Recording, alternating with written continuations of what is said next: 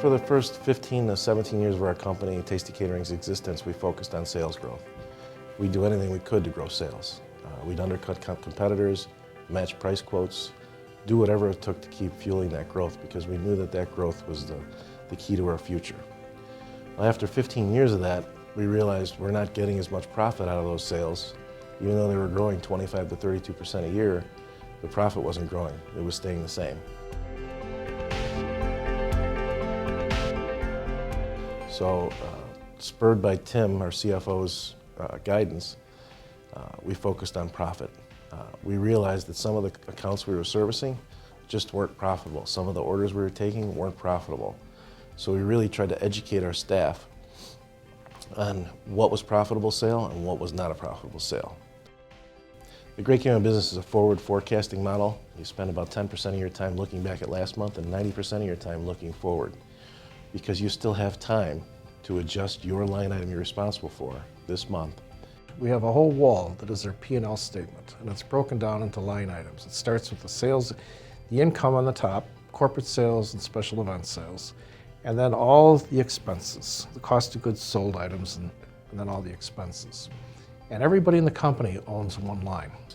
I've got a 26-year-old logistics delivery driver worrying about our fuel costs, and another 24-year-old driver worrying about auto repair.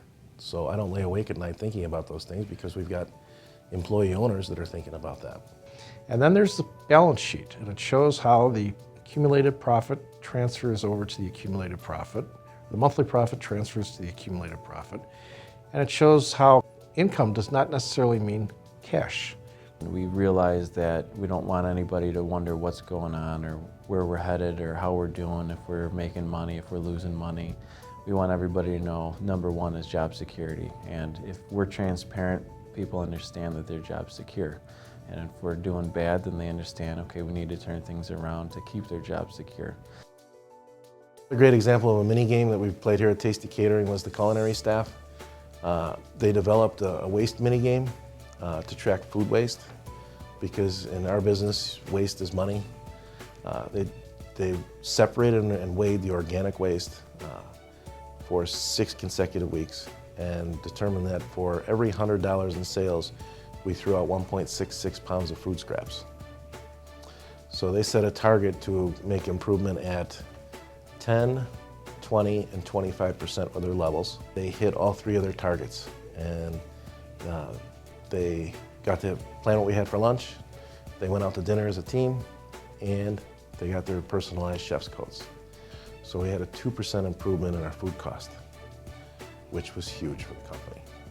Now we have the salad station examining every tomato, every honeydew melon, every cantaloupe that comes in the building and rejecting the ones that don't meet the standards, acceptability standards. And then we get credit for it because their food costs, it's part of their food costs. And food costs is broken down into different teams and stations. Yeah, being open book it really keeps the employees engaged.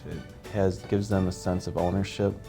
So they take everything that they do in their daily routine of being an owner. What would the owner do? You know, they don't want to see any waste. They don't want to see any loss of efficiency. They want to strive to hit our numbers and our goals, and if they do, then they're rewarded the same way the owners are. In the first year, we had a 10-point sales increase, and we had a 142-point profit increase. That's dumbfounding.